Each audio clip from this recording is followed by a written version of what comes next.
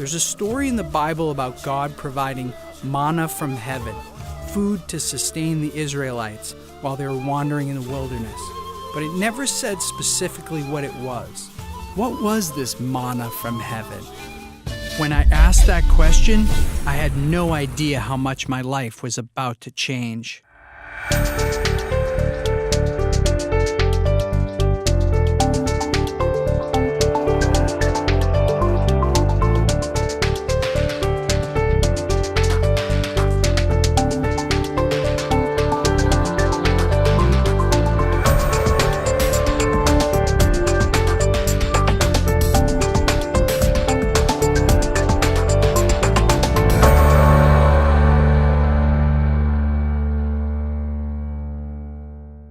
The first miracle that Jesus was reported to have done was turning water into wine at a wedding.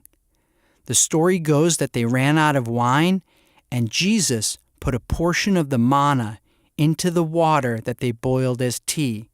He told the waiters to pass it out as wine. So I call up Deepak, and I said, Deepak, I got to talk to you. I just found some stuff in the Bible that's not making any sense. I think I found some psychedelics in there. I think there's meditation. Like, what do you think? And he's quiet on the phone. And I was like, Deepak, are you there? And he's like, yeah. He said, where'd you find this exactly? Like, send me what you're talking to me about. What do you want to do, Deepak? What should we do about this? You want to write something up? And Deepak was like, this is too important. He's like, why don't we have a conversation about this? Could part of the religious experience have to do with plant sacraments? In Deepak's tradition, the mystery plant soma was used to bring people to communion with God. Could have been that the hymns of the Rig Veda were actually sung to this plant which had no seeds, that had no flowers, that was really mushrooms. There's a scene in the movie Noah, starring Russell Crowe, where he has a dream that he's underwater with animals floating past. He wakes up knowing that God wants him to do something, but he doesn't know what. He goes and sits with the wise man in the cave, played by Anthony Hopkins, who gives him some psychedelic tea. He drinks it and has a detailed vision of exactly what God wants him to do. First of all, that's a possibility. Yep. Secondly, why does our brain have receptors to these things? Well, because we are part of the same nature. We're not separate from nature. Science is based on a subject-object split, on a separation that is artificial, me and the universe, when in fact I'm also part of the universe. Sure. So the same electrical storms that create thunder and lightning in the sky create synaptic firings in my brain, which creates thought. Mm-hmm. We are part of a wholeness. And what the religious experience is to experience that wholeness. What is enlightenment but being one with the source? So whilst they gave people what I wouldn't even call altered state of consciousness, I wouldn't call them hallucinations. They help people break out of the everyday hallucination of separation and to the reality of truth. And whether they did it through wine or manna or soma, who cares? It doesn't even make any sense. How could these ancient plants that connect you to God be somehow taken out? Could these plants be the ancient wisdom that we need for our modern problems? What we call today everyday reality, which we take for normal, okay? Mm-hmm. There's war, there's terrorism, there's global warming, there's social injustice. 50% of the world lives on less than $2 a day. The environment is totally screwed up. And we say this is normal. Yeah. It's psychotic, right? And it's psychotic because we have created it. What do you think it would take to break through that boundary at this point? I mean, here we are in this 21st century. Let's have a party. We'll bring everybody down to Peru and enlighten them. Yeah, and put some in the pot and let's drink it. Amen. Amen. Did Deepak Chopra just tell me to go down to Peru and drink ayahuasca tea, one of the most powerful psychedelics known to man? Still dazed by what Deepak had recommended, I bumped into our friend Jerry, who had generously loaned us his beach house for the interview. I was curious what he thought about what Deepak said. I didn't realize at the time, but Jerry's world was spinning out of control. Despite having sold his company for almost $100 million, Jerry was abusing drugs, drinking a lot of alcohol, his family was in shambles, and he was basically trying to kill himself slowly. More than I realized, Deepak's words were really sinking in. At this point, you might be wondering who this Zappy guy is. Let me tell you a little bit about myself. I'd done everything society told me to do. Go to school, get a job, make a bunch of money, fall in love, start a family. I was living the American dream. I bought Beer.com for $80,000. A few months later, I sold it for $7 million. Here I am starring in my own Super Bowl ad. Life was becoming very surreal. Even though I had it all, my conversation with Deepak made it clear that there were other experiences that I needed to have. The value that I place on the experience is more important to me. So I always felt like I'd rather have a passport full of stamps than a house of a certain type. It occurred to me that, like most people, I'd been searching for happiness outside of myself, and I was having the realization that I might never be truly happy unless I went inside my own mind to look for some answers. Albert Einstein famously said, "You can't fix a problem with the same consciousness or thinking that got you into the situation." What this meant to me was that if I wanted to solve a problem in my life, or if we as a society wanted to solve some of the big problems we have, like violence, eco-destruction, addiction, depression, we needed to change our collective consciousness. Could society use some of these ancient techniques for its modern problems? I was inspired by people who came before me that seemingly had it all, but chose to take the risk of going inside their own minds. These people were what I would call psychonauts, sailors of the mind. And I saw that these people were going inside their minds and exploring inside their minds as part of what they wound up doing. And I thought, wow, I have to do that.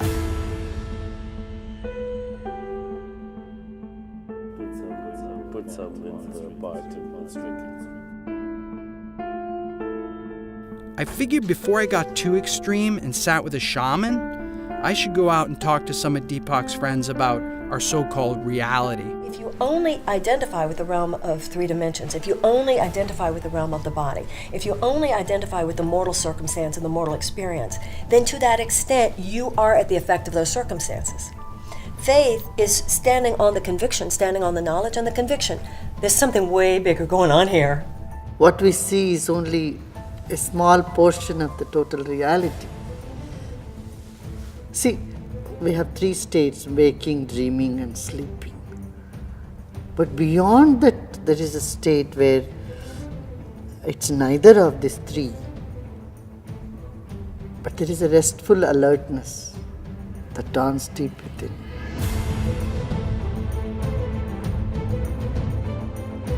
There's nowhere where we escape from being energy, so we're always energy. What we see as it looks physical material is actually the reflection of light, photons of light that hit our energy and bounce back. So we're reflecting light, but we're reflecting it as a force field, a tornado of energy.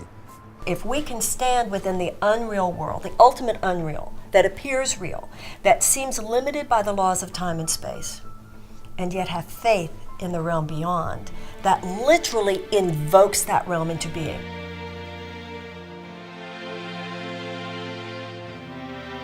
It seemed like what everyone was saying is reality's just a concept. I needed to have the direct experience of going inside. Could ancient wisdom have included plants and meditation? I was excited to learn that a lot of celebrities, people like Jerry Seinfeld, Martin Scorsese, were doing this meditation for a long time. And recently, people like Oprah Winfrey and Dr. Oz and Katy Perry had taken up the meditation, and it seemed to be making them even more creative. I wanted to see if some of this ancient wisdom could help me to tap into my creativity. In the 1960s, a funny little man named Maharishi Mahesh Yogi came out of the Himalayas to the United States, and he wound up teaching his transcendental meditation technique to the Beatles, and the rest is history. Today, there are more than 7 million people worldwide doing transcendental meditation. What I like about the TM technique is that there's no dogma attached to it.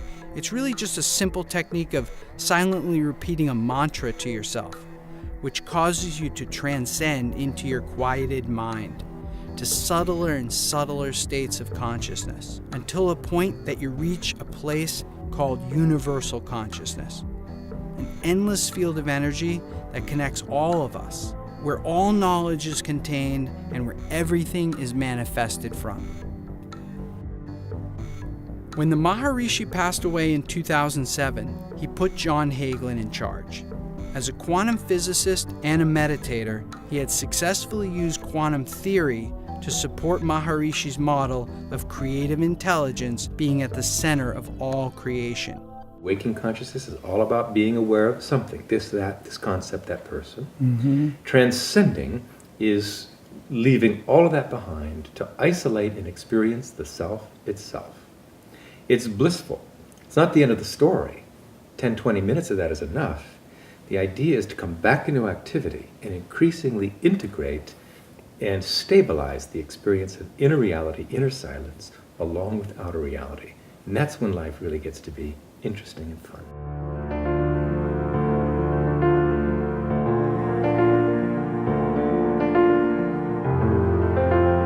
The mind has two aspects to it. It's the brain, this which is very concrete, you can measure it, you can touch it, but it's interacting with this field of consciousness.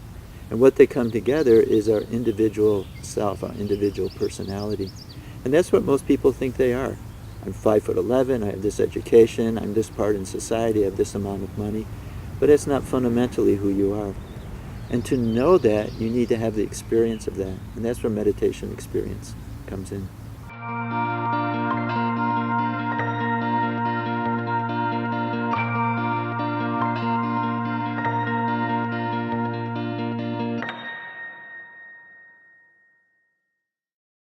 It was found that square root of 1% in some cities here and there, and it does create positivity in the atmosphere, in the tendencies of the people. What excited me about this was that if we wanted to change global consciousness, we only needed a critical mass of people tapped in. When I found in the Bible verses that said, "Be still and know that I'm God, the kingdom of heaven is within," that's what the meditators are saying. It's so obvious, it's right there. The Bible is saying, meditate. These days, religious affiliation is shrinking.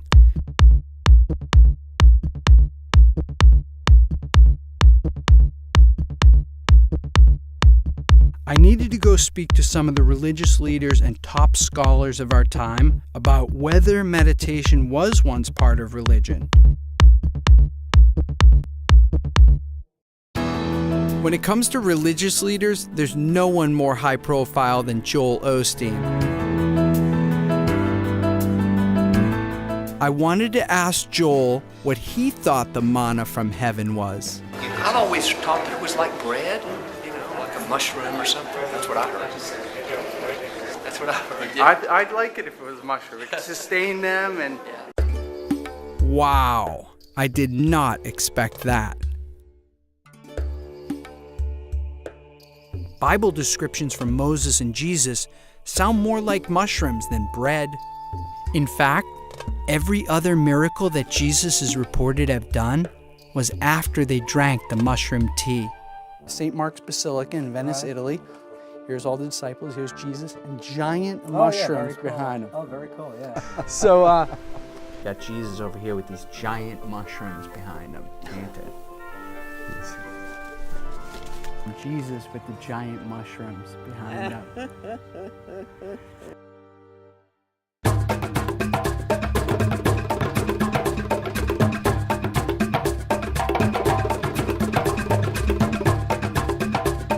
I wanted to talk to some people who've been there, done that.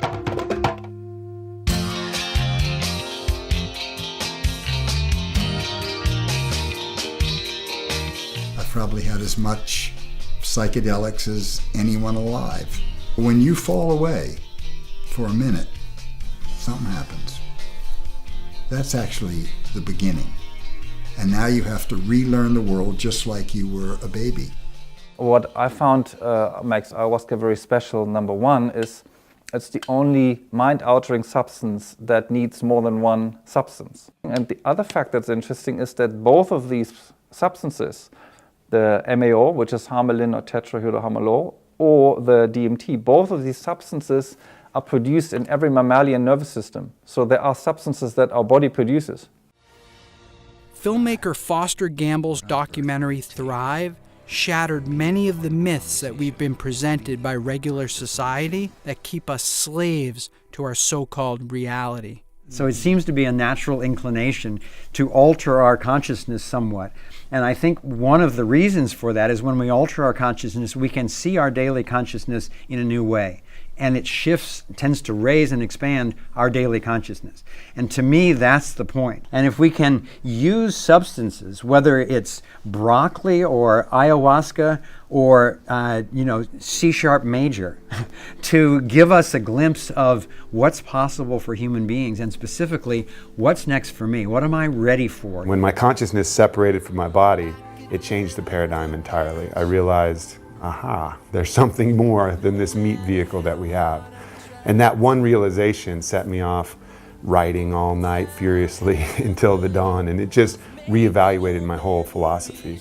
And from that point on, I've been on a journey of experiential spirituality, finding the answers myself, and the plants have been the greatest teachers in that quest. Many times there's a huge benefit with one experience because it really gets to the core of what's been happening. So it's almost like 10 years of therapy in 7 hours. Kundalini yoga icon Gurmukh teaches many celebrities how to journey inside using the Kundalini technique. She had her own experience with mind-altering energies. I do not regret anything I've ever done. People say, I did drugs. I said, well, so what? It got you here. Forget it. I've met other people that I wish they had because I feel they can't go through the barrier. They can't go into that sixth dimension. However you want to look at it, it's going to be the unknown, and you have a choice, fear or faith. Faith that you're going to come out all right, that the lessons are going to be valuable, and that the medicine will guide you, or fear that something else is going to happen. It's going to be the unknown either way, so might as well choose faith. There are times in life where through different means, and God works in mysterious ways, we're shown the mountaintop. It's like through grace. It's like the hand of God lifts us up and just shows us the mountain. I owe a definite debt of gratitude to my experience with various substances. I can't endorse it unless you're at a certain space, in a certain environment, with certain true healers, because it can run havoc, just like LSD did. They are powerful, transformational tools and have to be respected. And if you approach them with enough humility and respect, I tend to believe you'll be fine with them. People are afraid that when they go down there and do these medicines, they're going to lose the things that they love the most about themselves. And that's just this common fear. You get someone who loves their career, and like, what if I go down and tells me I want to be a yoga instructor? I'm like, it's not going to do that, man. And if it does, you're going to be even happier about the fact that it did. There's an opportunity to use psychotropic drugs, which will open up that mind and show you, my God, who you really are. I'm fascinated by it. I'm interested in it. I believe it will have real utility somewhere. It's too soon for me as somebody that's trained to, a certain way, do no harm, help, really be clear about what you're doing. We're not clear yet. Whatever it takes, whether you do the drug or whether you do the meditation exercises or whatever way, I don't really care. There's no doubt in my mind that the first indication, the first formal use for hallucinogens will be at end of life. Because it's clear what I'm reading and seeing in the research is that it improves our ability to be connected with something and feel okay about the dying process. And God knows we need help with that in this country. The traditional psychological model or the traditional medical model, it usually takes years and years and years of therapy and years of intervention and working with a team of experts to get even just a little progress in someone's life. What I've seen, and the analogy I give, is it's 10 to 20 years of psychotherapy, often in 1 to 2 plant medicine sessions. There is a relationship to plant medicine when it is entered through the door of the traditions that brings people more to a sacred recognition of their life, their path. I think the word drug has a lot of negative connotations. I can't think of, maybe if some drug actually cures someone, it's medicine. See, I haven't heard of people going off the rails. I've seen people go off the rails.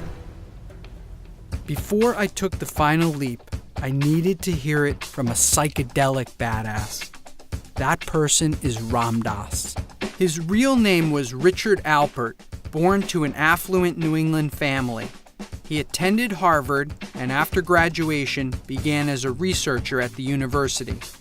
It was the 1960s and LSD had just been discovered. The government was studying its effect on individuals and enemy combatants.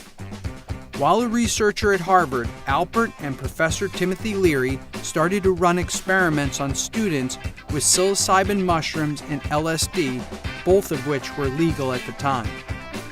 The results were nothing short of miraculous. Users were reporting that they were having life-changing experiences, including a study that showed that 60% of alcoholics that were given 1 dose of psilocybin mushrooms in the right set and setting were never alcoholics again.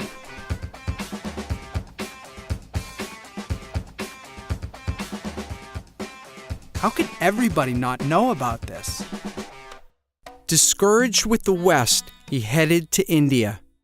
His guru named him Ram Dass, and when he came back to the United States and published his book, Be Here Now, he was followed around by massive groups of young people. If anybody has the right intent to want to go to their own spiritual insides, the psychedelics are wonderful for them. Wonderful. Would you recommend that somebody Yes. looking? Yes. So seekers should go find a shaman. Sure. And go down and. Sure. That was it. I was going to gather up a group of friends who wanted to take the risk and go as deep into our minds as humanly possible.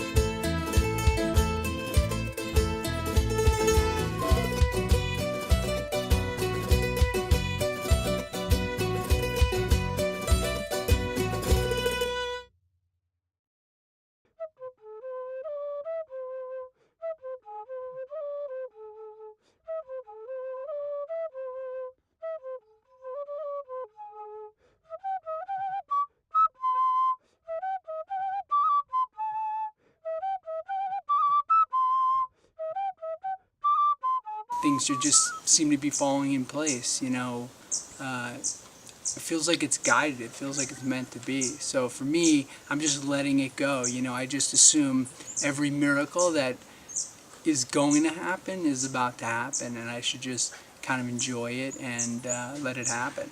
I have chosen to work with the Mesa, which is medicine bundle, meditations, rituals, counseling, and working with ancestral medicines such as Huachuma or San Pedro, which are ancestral medicines that have been used for over 5,000 years in the Andes of Peru by pre-Incan cultures who were masters of accessing dimensions of consciousness that are so deep that we often don't access. I feel like it doesn't matter where in the world you go, it's like you'll always find, your kind. And when it comes to spirituality, I respect anything that, or anyone who kind of walks respecting the planet, loving nature, and opening their heart to, the universe and love itself. As long as that's the main priority behind your religion or your, ceremonial spiritual belief, then, I'm down with you. I've got a few intents. Some are very personal, which I'm going to try and bring back to my family and loved ones. And try and take some of that knowledge or the glimpse of the other dimensions that are out there, which I've been trying to do kind of in artificial ways. I mean, sometimes with my own artwork and my creativity, but in other ways with less natural things. And sometimes that's an anesthetic for pain or just your day-to-day life that gets you down. But yeah, this is something that's been calling me for a while to come and do this, but it hasn't been the right moment in my life. And so it all seemed to just fall into place naturally. I'm here to have sort of like a rebirth, to, tap into a place that I've never gone. So I don't know where that is. I don't know what that is, but hopefully it's a good thing, and I'll be able to get through it. When you drink the medicine, 50% of the medicine's responsibility is to do all the healing, all the cleansing, all the awakening, all the clearing, all the harmonizing that it needs to do. But the other 50% of taking it further, of taking it deeper, is always yours. Part of my work in this is to make the most gentle transition possible from being very sleepy to being fully awake. Really looking forward to tapping into some of those guys' stuff upstairs.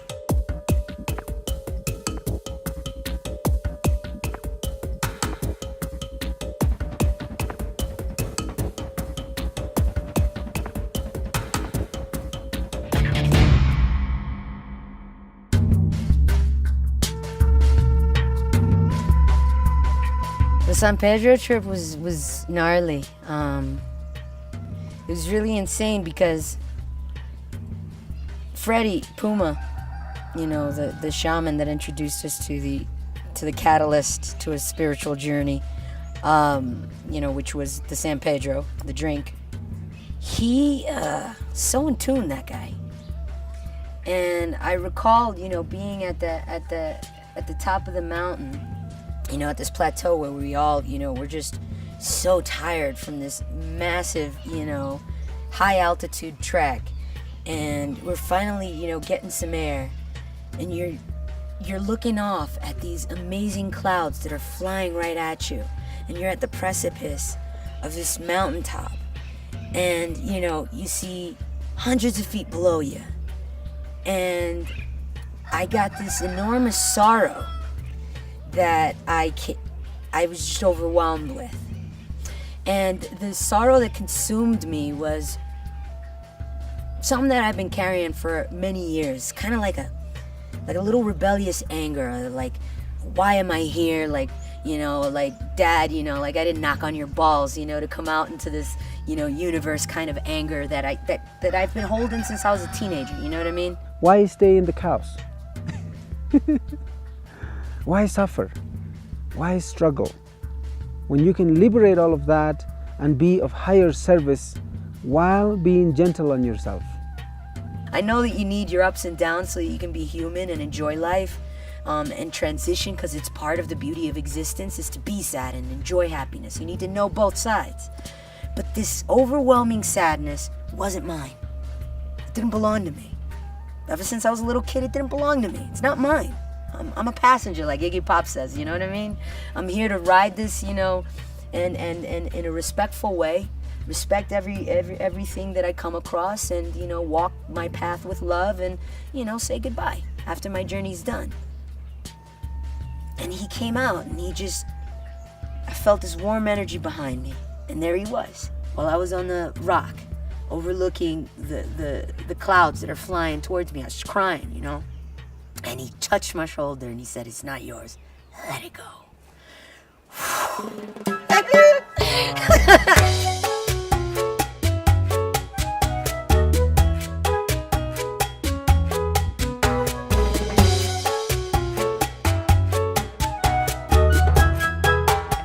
One, two, three. All right.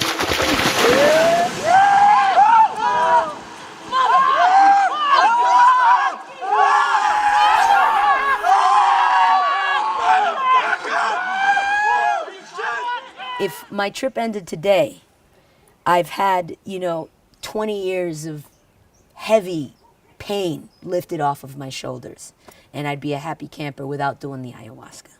So, I'm feeling really, really, really, really light on my feet, happy, appreciative, and receptive. Very feminine, I'm such a tomboy. It's kind of about time I step into my femininity. My full intent coming down here, my macro intent was to try to share with everybody in the world, for that matter, the fact that there's different ways to see reality, and that we sort of in this moment of chaos need to take a step back, everybody, and just try to see things a little differently. The only way that you're supposed to fulfill your role is by being yourself. That is the heightened you. You attract more love and you attract more energy. One of my intents and one of the things I asked for was to face my fears. And I realized that, no, I don't need to face my fears.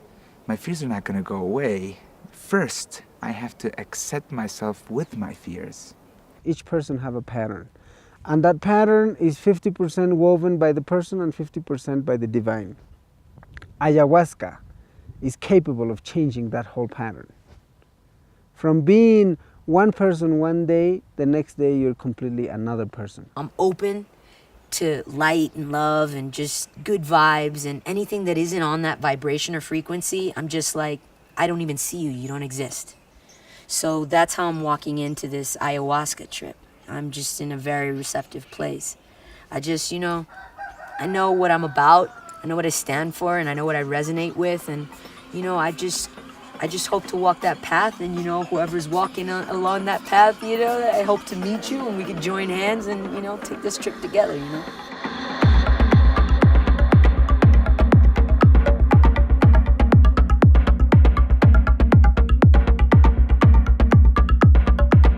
Happened for me in my ayahuasca experience when I was sitting there and I realized that I had just died. As I was looking at death and experiencing death, I saw how dynamic it was and how much was going on. And I realized that I never needed to fear death again. It was totally liberating. And as I spent time in this ayahuasca experience, I realized that I was sitting in a place where I could ask any question. I could go into the future, I could go into the past, whatever I wanted to know. So I'm gonna ask a big question. So I decided to ask, why do bad things happen?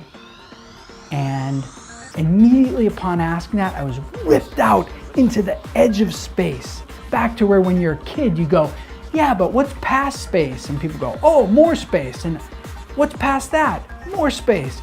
I was out there on the edge looking at everything in the universe basically contained, like God would look at it. And as I'm looking at it, Spirit said to me, you see that? It's totally balanced. It's perfect. And I looked at it and I was like, wow, that's true. It's totally balanced. It's perfect. If something happens over here, it'll just be made up over here.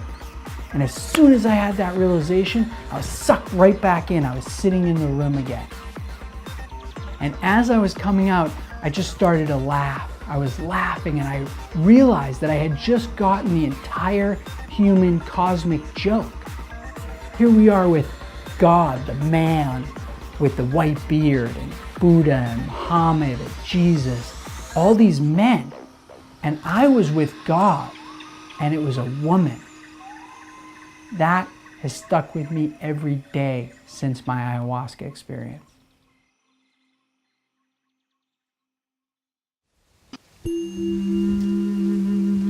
Well,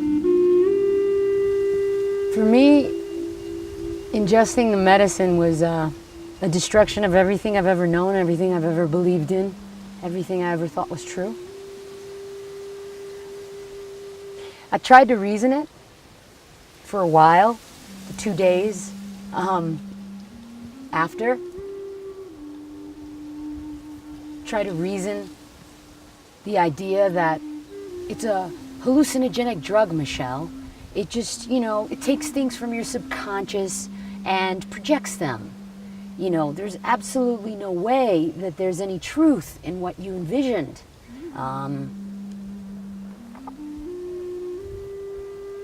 That it's just a trip.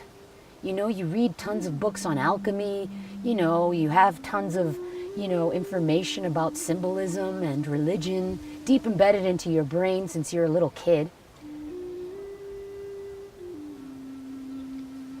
But I know in my heart of hearts, it's not true. And that everything that I have ever known could quite probably be bullshit. And it makes me happy. I felt a peace and calm that I've never experienced in my life. An overwhelming feeling that I could relax instead of constantly macheting my way through life with my urban armour on. It just stripped everything away and put me in contact with something that was a benevolent higher power, is the only way I can really describe it. It's such a hard time in the middle of it. I know, like a surgeon, and I felt my wounds, my wounds just opened up, and I was feeling the pain, and then like I grew up, and I was able to love myself a little bit more.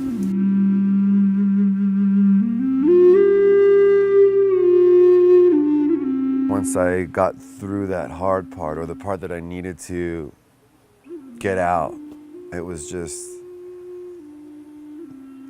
definitely the best life-changing experience that I've ever been through. When people access these medicines, they need to access with full love, with full willpower. Otherwise, they need to find other ways. People will transcend anyways. Now is the time. And these medicines are major assistants, major helpers, major masters, assisting this process of transition for humanity from one level of consciousness to a higher level of consciousness. I've lost a lot of anger, a lot of hatred, and a lot of, you know what, if you're an asshole, be an asshole. It's your fate. You know what I mean? Like, I'm easy now. Like, I'm not angry anymore at all the mean people in the world, Because I accept that they're part of it, and it's all good, you know what I mean? It's not my walk, but, do your thing, and I respect your path. But don't come near me with your evil energy, because I'll knock you the fuck out.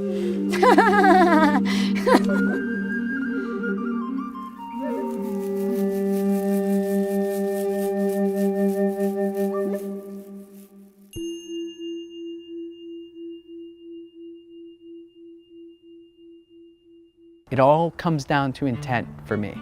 If your intent is right, it's going to work, it's going to be better than you thought, and you're going to have a lot less chaos.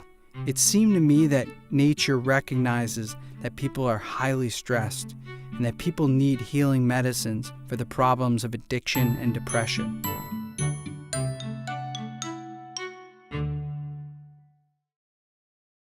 I kept looking for ways to transcend on a daily basis, and I was introduced to Sri Sri Ravi Shankar and his breathing technique called Sudarshan Kriya. The technique is being done by millions of people, including prisoners and inner city youth who've been trained by Sri Sri to use the technique to overcome their physical environment and give themselves internal strength. Sri Sri's logic goes that when we're born, we draw in our first breath, and when we die, we let out our final breath. But most people think nothing of it in between, when in fact, breathing may be our most valuable capability. Breath is an important tool, you know. For every emotion, there is a particular rhythm in the breath.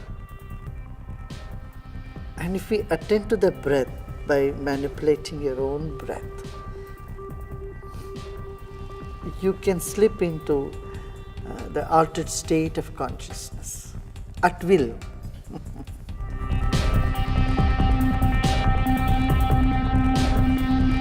I learned the Kriya breathing, which blew my mind.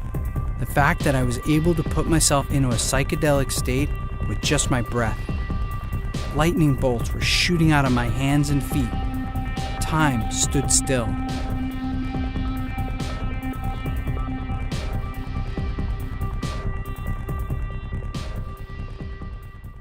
I continued to get together with my friends to talk about our experience and how we were integrating our psychonaut training into our lives. There's a whole group of scientists, very few, but enough, who are saying maybe brain doesn't produce consciousness, maybe brain filters consciousness. You're saying we're transmitters? You're transmitters. Cool. And what you're transmitters of is that infinite potential that you spoke of, that field of possibilities. And so when you start to break down the boundaries, then all that's left is the infinite. So the boundaries are like your prejudices, things They're all that you know that concepts, you've yeah. accumulated throughout life that you've either repel or are attracted to? Yeah, every boundary is a conceptual boundary in consciousness. This is an Earth rover. This gives me an opportunity to come to this planet, step into this suit, have these life experiences, be creative, and marvel at this planet that we come to. And it's so funny because A, I started this whole thing not spiritual. B, once I saw the nature of the cell membrane, the self-receptors, I said, oh my God, instantaneously I had to recognize if you buy the science, then it's not is there or is there not, there's a spirit. So it really helped me to bring my scientific mind and my kind of spiritual experience together and realize they're not different at all. We're just discovering through all these pathways how all of that is one. After I started to really journey with the plants was when things sort of changed. When that older boyfriend of mine, I was like 24 at the time, and he told me I was an idiot. And he said, you're very passionate, but you have nothing to back up how you feel about the world. You don't read, you don't have, you read one book and you can get 20 years worth of research in one book. And he kind of like opened up my mind to do research and to fill my mind. Now, when I see the world, I do a psychedelic, I think metaphorically, I think on so many different layers, and of course I enjoy the moment too. I can chase sensations like any of them. I love to feel good and have fun and interact with people, but information is so beautiful. And if we could just tap into the reservoirs or fountains of the people before us, you never know where it could take you. When I lost Paul, I was like, I went through about a year of just being like an animal. Like, what could I do physically to just get my mind off of existentialism, get my mind off of how transient life is and how we just come here and could disappear at any moment. How could I get my mind off of that? So I was just summer, crazy, nuts, berserko. Like I did everything I could possibly do to hide from myself. And I'll tell you that my ayahuasca trip made me sad that he left me here. It wasn't a sadness that he's gone. It was more like a jealousy that he's there first. That's fucked up, but yeah.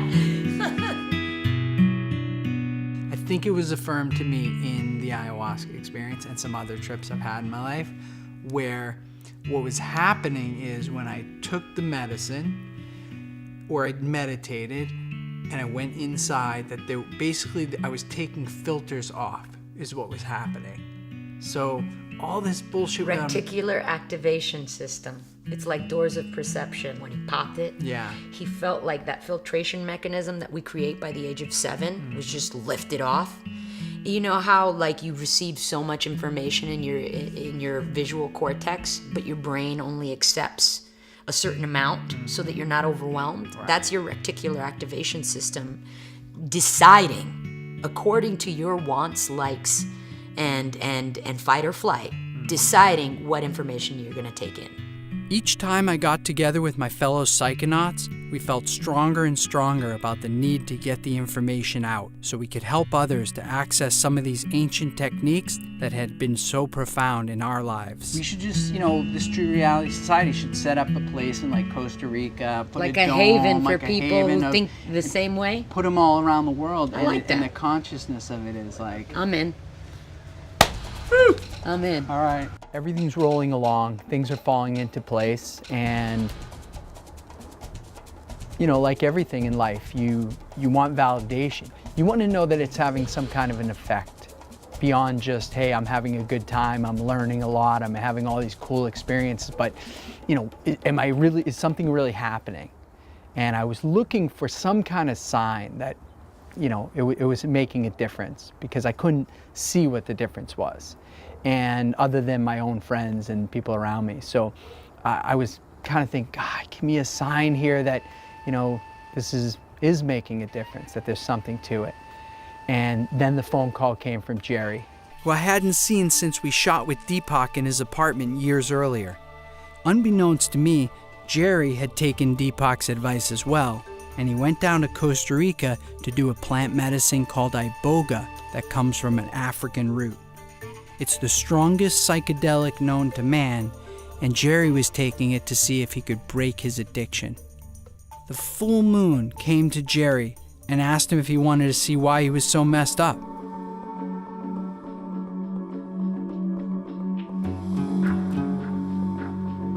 Because of my life, I had like addiction issues, tons of women issues, ego issues out the gazoo, smoking, drinking, you name it, I was a fan, right? So I said, what's wrong with me? And so what happened then is that my body went to a house that I hadn't seen in 48 years. It was my grandfather's house in Scranton, Pennsylvania. And at the front of the house, like 3-year-old me is going like this to me. He's like waving me in. And I'm looking at the floor, and there was, as a kid, I knocked over cranberry juice or grape juice, and it hit the wall, and that stain was on the wall. This is how perfect detail. And then next thing you know, the kid opened the door and like went like this to me, like, go look at it. And my grandfather was sexually molesting me, and I was 3. The moon told Jerry to go see his dead grandfather and have him explain why he'd done it and give him an apology. Jerry went to see his grandfather, who denied it ever happened and sent him away. She told him to get his father to help him to get an apology from his grandfather.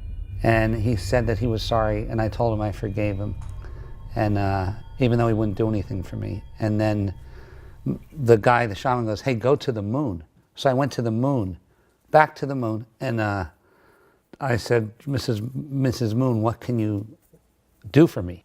And she said, open your chest. And I went like this, and my heart was in there. And the moon took my heart out and washed it. And I said, what? The shaman saying, what is she doing? I said, she's washing it like this, like, because she has hands, right? Crazy, but truth. She's washing it. And I said, what should I do with it? To the shaman. He said, have her put it in your left hand. I said, Mrs. Moon, would you put it in my left hand? And she put it in my left hand. And he goes, I said, what do you want me to do with it? He goes, put it in your chest. And I went to put it in my chest, and it got here, and it was black again. So it only stayed pink for like, I don't know, 5 seconds. And I said, I'm not putting this thing in me because it's shit. It's terrible. And he said, ask her for a new one. So I said, Mrs. Moon, could I please have a new heart? And she said, yeah. And then she gave me this new heart. And then I put it, I said, what do you want me to do with it? She said, put it in your left hand, put it in your chest. And then the next day, I was a different guy. He hasn't touched drugs since, and he's able to have a drink socially without needing to get drunk. He's reunited with his family, and for the first time, he's in a real relationship. The first time I was invited to do plant medicine, I thought the person was crazy. I was like, you're gonna take a drug to get spiritual? I don't think so. And I wanted nothing to do with it, and it freaked me out. You know, my mom's a meth addict and I was a meditator. And finally, this woman who's like just a love in my life invites me to go, and I couldn't say no. So I went, and that night, she told me, set some intentions of what you want to see. And I said, okay, I want to see why I keep attracting the same psycho guy over and over and over with a different face, sucking the light out of me. And the second thing that I wanted to see was, what was I here to do? And so that night was just one of the most amazing nights of my life. I was shown exactly who I am, what I'm here to do, and exactly why I kept attracting that same psycho guy over and over and over again. It's just amazing because Jerry and I wake up every day and we're just like, wow, is this our life? Like, we just feel so blessed to be in love with our best friend and to be doing what we love. Immediately when I came back and my kids saw me, they knew I was a different guy and they knew something changed. As soon as he walked through the door, I can like visibly see a difference, let alone when I was actually talking with him. I was like shocked, you know? I was like, well, I gotta give this thing a whirl. If it could turn him around 180, what could it do to me? The first time I saw Gerard after he did plant medicine, he didn't even have to speak or say one word to me. I could tell as I walked up to him, about 15 feet away, I knew he was a changed person. The chances of someone coming out of that severe of a lifestyle case is very rare. I didn't want to drink anymore. I was smoking 2 packs of cigarettes a day, went from that to nothing immediately. I can't even think about doing drugs. Like I wouldn't even have the thought to go do some drugs. He's like Zappy. Not only did I take plant medicine and break my addiction in one session, but I've actually opened up a center for people to come and expand their consciousness, heal themselves, break addiction, and it exists. And I was like, oh my God, it manifested from that conversation with Deepak that day where he said, stir it up in the pot and drink it.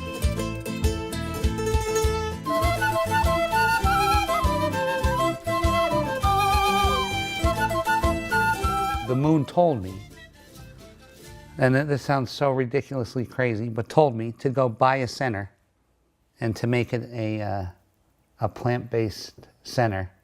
Told me what building to buy, told me what to pay for it, told me how to treat my girlfriend, told me how to treat my children, told me that everything would be okay. His place is called Rhythmia.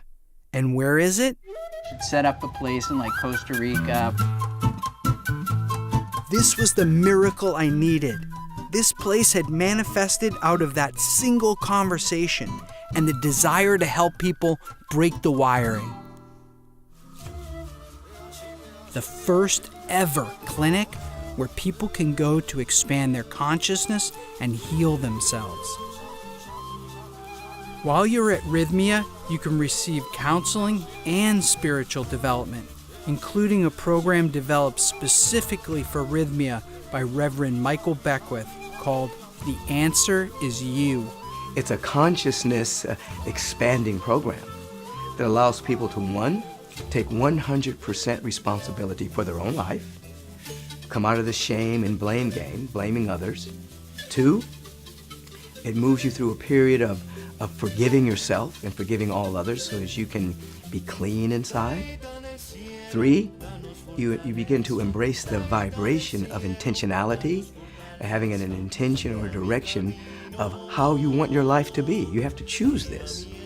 If we don't choose it, then the undertow of the human society is choosing for you. Going to a place like, what's being created at Rhythmia is a place where you can literally just come back to life's rhythm. The miracle that you're going to get is that you're going to get the real truth. And the truth is that that we are all of us, connected from the same thing. And that love is the thing that holds us all together. And when you get to that truth, that's the whole thing that you've been running from your whole life, is that one truth. And then you come and you come to a place like this and you get to see that that's the truth. Then there's the miracle. And then you can walk away and go, you know what? You know, I lost everything this weekend or this week, but I gained my life. And what more could you ask for in a vacation?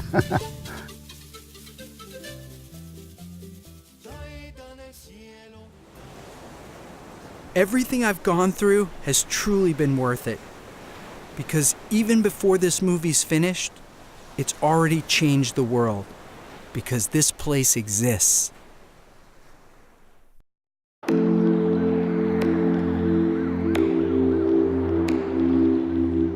Every act that comes from purpose is supported by nature and has the potential to change things in ways you could have never dreamed of. How do I channel all of this connection into being an efficient human being in society, into giving back? Because for me, love is everything. But you have to almost have a way to re-enter the ayahuasca experience almost on a daily basis to stay tapped into it. And that has to be through meditation or through something that would deliver you back there, if only for a moment.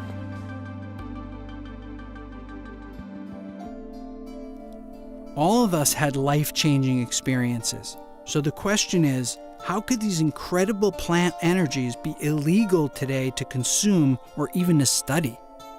It turns out that the answer to that question may be even more sinister than the reason they've been taken out of religion: money. The pharmaceutical companies are only interested in selling their patented petroleum-based medications that people need to take for the rest of their lives. These drugs do not cure, but only mask the symptoms and have significant negative side effects. Here I am, living my entire life sustained by plants. I'm eating vegetarian, and my day job is bringing out a plant-based formula to help people with addiction. I owe everything to these ancient tools.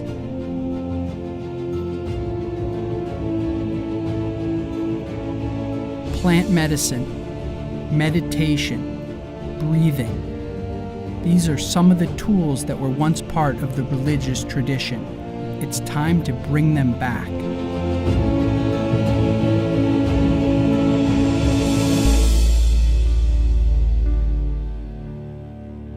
We started the True Reality Society to create a peace army to counteract mass violence in the world and to bring together people who believe in the importance of going inside their minds.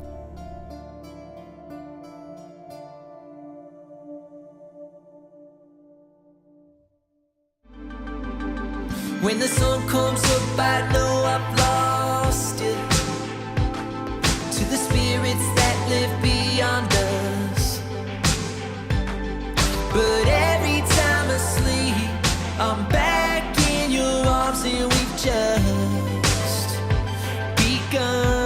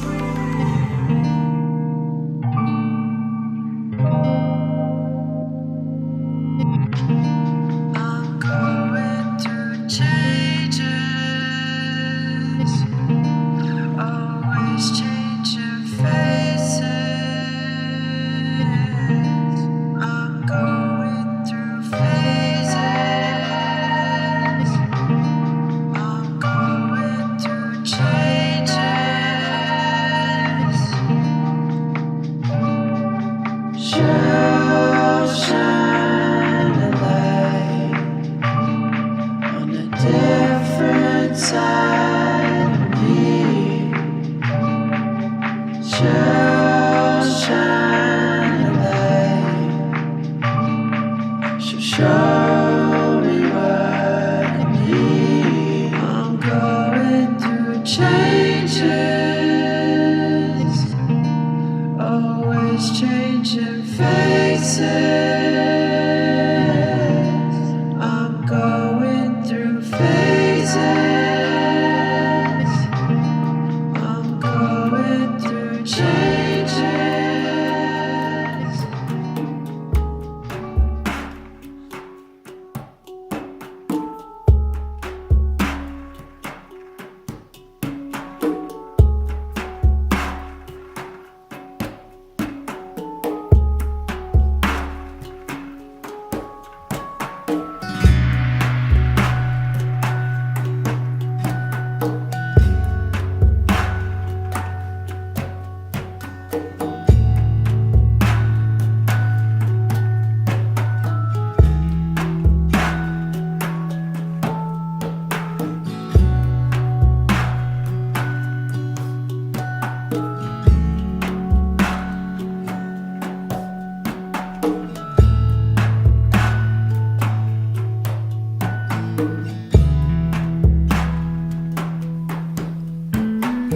Om Shri Mahalakshmi Namaha.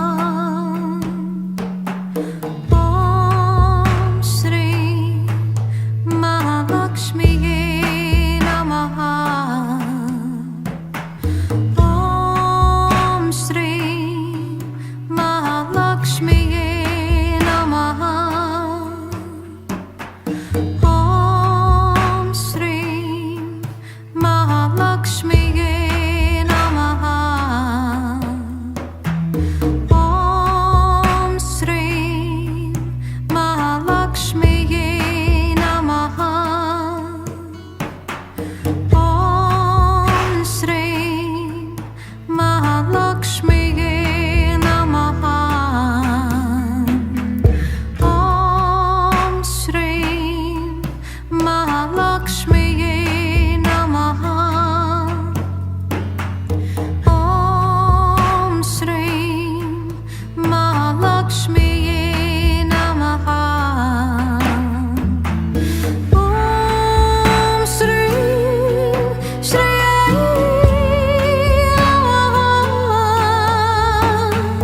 Om Shri Shri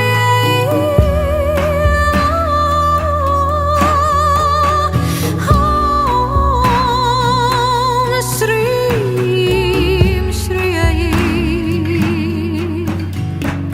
Om Shri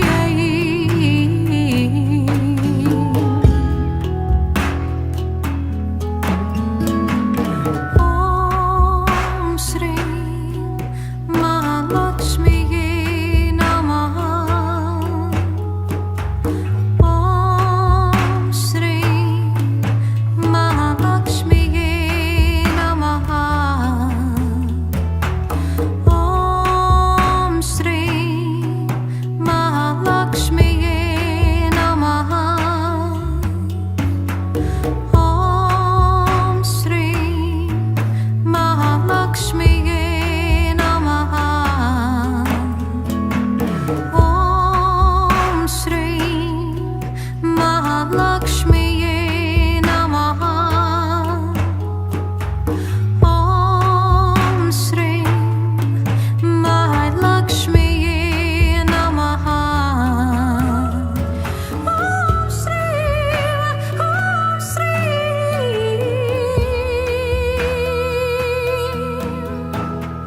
Om Shri Mahalakshmi Namaha.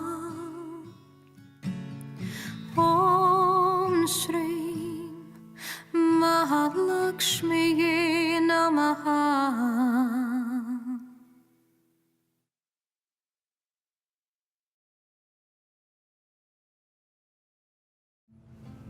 Breathe in slowly and then breathe out slowly. On the in breath, perhaps having the thought peace. And on the out breath, the thought joy, peace. On the in breath and joy on the out breath.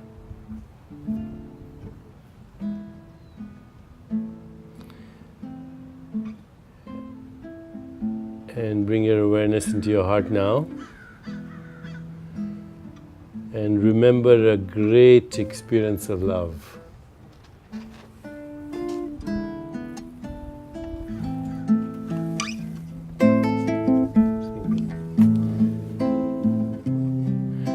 Remember a great experience of compassion.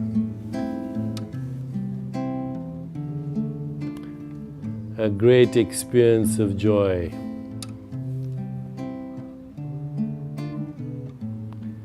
A great experience of equanimity, the peace that passes understanding. And now bring your awareness back into your whole body and allow the boundaries of your body to slowly dissolve and merge with your surroundings. Recognize that every boundary is conceptual. There's no boundary. There are no national boundaries, there are no tribal boundaries, no ethnic boundaries, no racial boundaries, no religious boundaries. They're all imagination. And they have limited our potential. We are the stars, and we are the sky, and we are the moon, and we are the galaxies. We are the cosmic horizon, we are the Big Bang, we are the laws of nature, we are Planck scale space-time geometry where everything dissolves into all possibilities, where Platonic values like truth, goodness, beauty, harmony, evolution are embedded as the essential raw material of the universe, where there is mathematical truth but also musical truth, where there is the poetry of the universe and the dance of the universe, and we are that dance. The Sufi poet Rumi says, look at these worlds spinning out of nothingness, this is within your power. We come spinning out of nothingness, scattering stars like dust. Out beyond all ideas of right doing and wrong doing, there's a field. I'll meet you there. So remember the field that you went to. It was beyond right doing and wrong doing. It was the field from where we come and which we long for. I'll let Roberto finish his Peruvian shamanic song.